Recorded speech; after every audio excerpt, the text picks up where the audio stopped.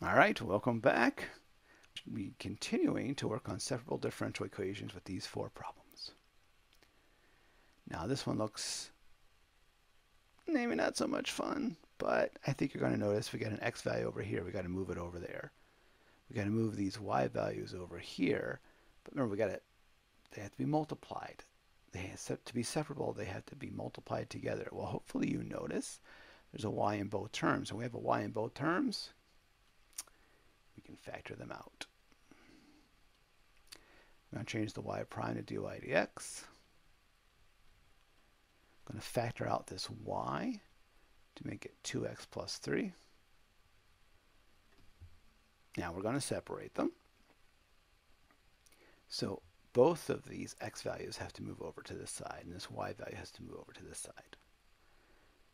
So I'm going to skip a bunch of steps. I'm going to write what I know is next. Okay. So I'm going to multiply both sides by dx and divide by x squared plus 3x and divide by y. So I'm going to end up with this. Whoops, I'm not going to end up with that. So I'm going to end up with this. Remember that dy stays, and I'm dividing by y to bring it over. This 2x plus 3 stays. However, this x squared plus 3x, I'm dividing by it. And this dx comes over here. All right, separated. Agreed? All the y's and dy's here, all the x's, dx's here. Once it's separated, integration time. This integral we've done quite a bit. That's the natural log of y. Now this one, we just can't integrate it because you only know certain things. You know the power rule, and you know trigs, and you know e's, and you know logs. You do not know, there's no quotient rule for integration. So you're going to learn the only technique, the one other technique that you learned, which is integration by parts. So we're going to choose a value to substitute. We call it u substitution generally. We're going to let u equal x squared plus 3x. Because what's its derivative? 2x plus 3 dx. And guess what we got right here? We've got 2x plus 3 dx. So let's rewrite it now. Let's go back to our purple. So that's going to become u. This whole 2x plus 3 dx is going to become du. Remember when we do this, that u is the x squared plus 3x, and this du is the 2x plus 3 dx. All right, now that we have that, can we integrate this now? Because really this is just 1 over u du. The integral is the natural log of u plus a constant.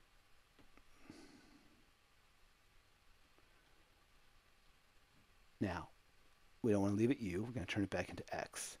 And remember, u was x squared plus 3x. So this is going to be the natural log of absolute value of u equals the natural log of x squared plus 3x plus a constant. Now that constant is going to go some changes again. I'm going to make it c1 for now. All right. Well, they are natural logs. The only way to eliminate a natural log is with the function of e to the x. So e to the natural log of y is y. E to this would just be x squared plus 3x.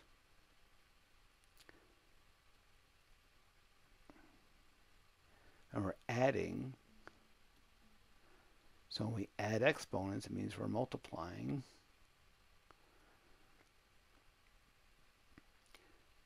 So when we write it in its final form, we're going to write this as a capital C x squared plus 3x. That's the solution. Now if you want to, multiply it or take the derivative of this. You'll find when we take the derivative of that, we're going to end up with that original equation right up there. Okay? That's the solution to the separable differential equation. Okay? 3 more to go. All right. Let's change that to dy over dx.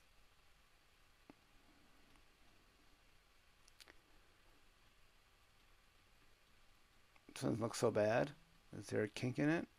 Why would he give one that looks a little easier than the last one? Well, he could be getting older. Or he could be trying to show you something. We'll find out. All right. So I'm going to move the dx over here and the y over here.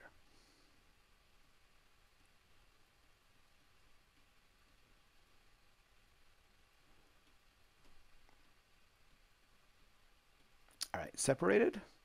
Yes. So, differentiation time. This one's pretty easy. X squared.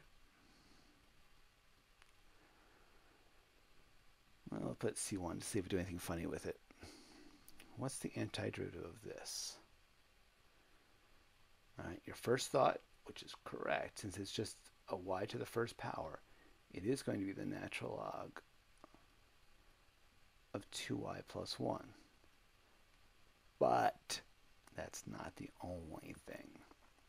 So if I take the derivative of this, I end up with 1 over 2y plus 1 chain rule times the derivative of 2y plus 1, which is 2. So there's a little 2 I got to deal with. So we're going to move this over to the side for a second. Okay, we'll put that right under me. And I want you to think about this using u substitution. Okay.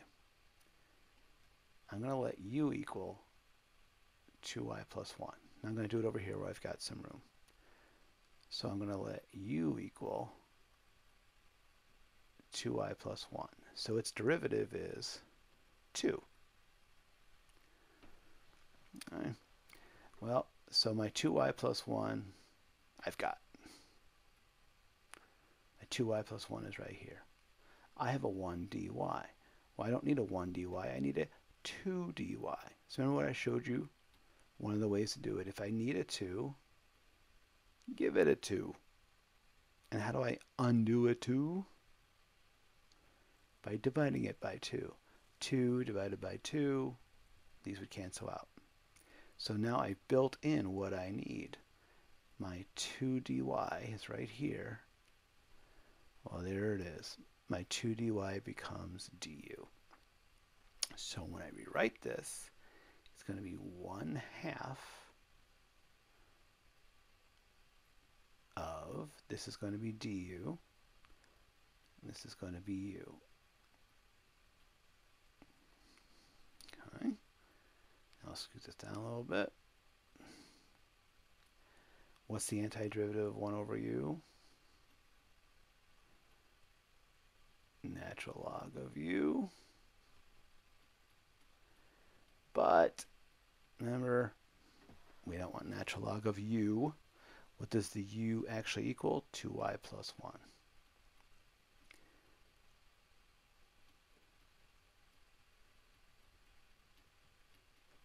Now, we originally said it was going to be natural log of 2y plus 1. But what extra thing did we need? We needed the 1/2. You might notice a little shortcut for this one. If it's a single power, it's its first degree equation, 2y plus 1. If you take its antiderivative, it's 1 over 2y plus 1. I'm sorry, it is 1 over 2y plus 1. It's the antiderivative natural log of 2y plus 1. And what's the derivative of 2y plus 1 is 2. So when we take the derivative, we multiply by 2. But since we're taking the antiderivative, we divide by 2. Now I showed you this before we were separated, when we were still together. And it only works when that is a constant. If it is a variable, we gotta find a different way. So hopefully you'll remember that.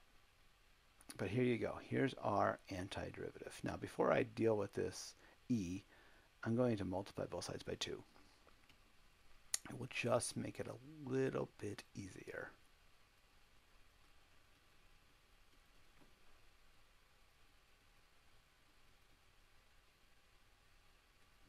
All right. Now let's do the e thing to it. I'm going to e to all of this. So e to the natural log, this is just 2y plus 1. E to this, so I'm going to try to make this one step now. It's going to be e to the 2x squared times e to the 2c1. Remember, and that e to the 2c1 is just going to be some constant. So some constant times e to the 2x squared. Okay? Because remember,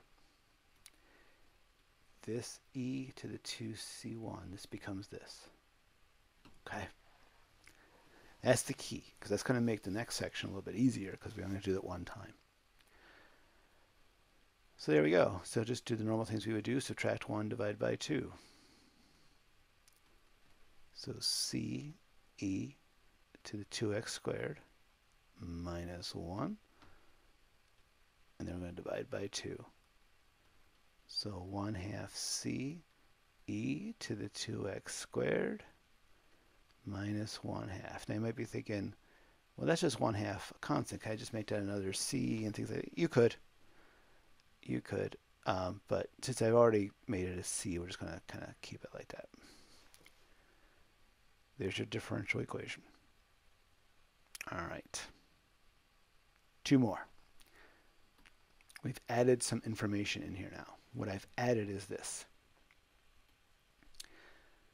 Here's my separable differential equation, but I'm giving you an initial condition. How does that affect, how does the initial condition affect it? Well, you figure it out. It tells you the c value. So I'm going to start with this. It's already dy dx. So I don't have to rewrite it that way, although I just did rewrite it. Okay. Now how do I separate these things? Well, it's almost like cross multiplying. I'm going to multiply both sides by y squared. I'm going to multiply both sides by dx. Separated? It is. Once it's separated, we can integrate it. So the antiderivative of y squared is 1/3 y cubed. Antiderivative of x squared is 1/3 x cubed.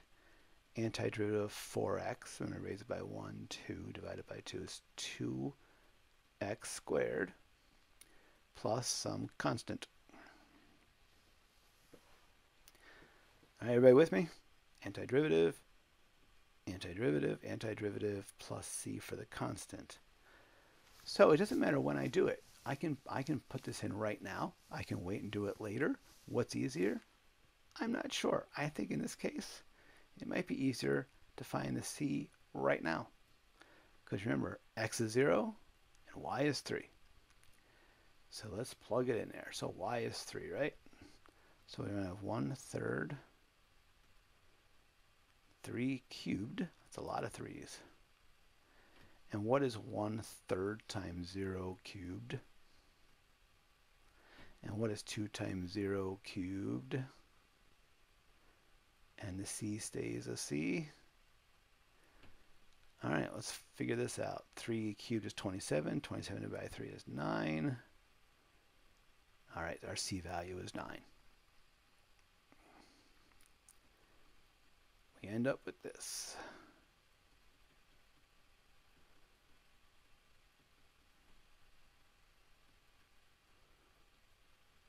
We've got it now.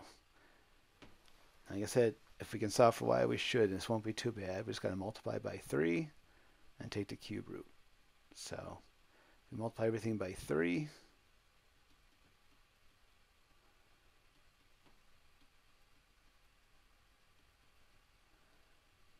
And finally,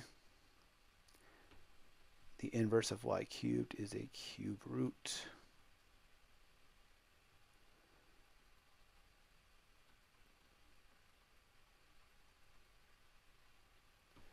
And there's our answer. No plus c value anymore because we figured it out. Whoa, big, whoa, whoa, whoa, whoa, whoa. Try that box again. I get a little crazy sometimes making these upper boxes. All right. That's our separable differential equation. Remember, they got to be multiplied together to be separated. You separate them, integrate them, solve for y. All right, last problem. Here's our differential equation. There's our initial condition. Let's go. And hopefully, we'll see what happens. We'll see how easy it is. I don't know. We'll change y prime. Oh, wait a minute now. We have a y prime on both sides, don't we? Oh, man. I'm not going to change to dy dx just yet.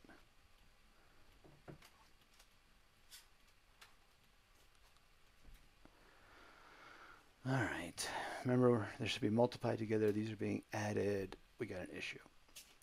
So how can we get this y prime over here before we separate it? I'm just going to do this. Subtract it away. All right. What do you see? How do I simplify this one? Well, let's distribute that through. It'll be y times y prime. And the reason I didn't change it to dy dx yet is because I didn't want to write dy dx 1,000 times. All right, y times y prime. What's 1 times y prime? Minus y prime. 2x minus 8. Oh, see how sneaky that was? What does this become? This just becomes y times y prime. Because these subtract away to be nothing. These become 0. Now I have that. Isn't that nice? That worked out nice for us. All right, now I'm going to change it to dy dx.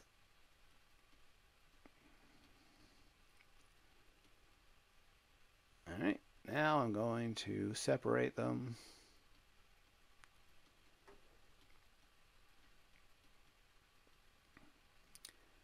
Whoops, that would be wrong. The x comes over here. Y's, x's, integrate. Okay. Antiderivative of y, we'll put that up here, would be 1/2 y squared.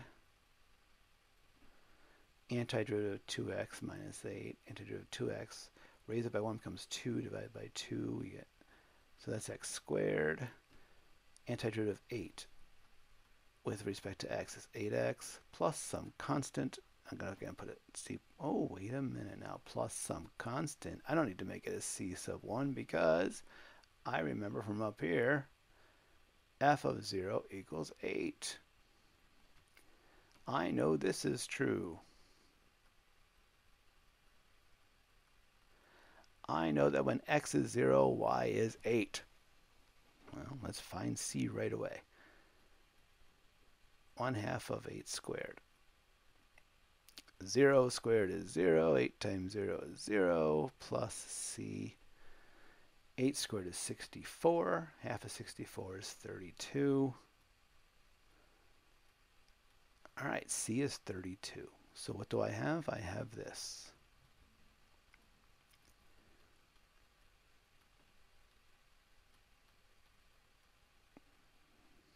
Okay.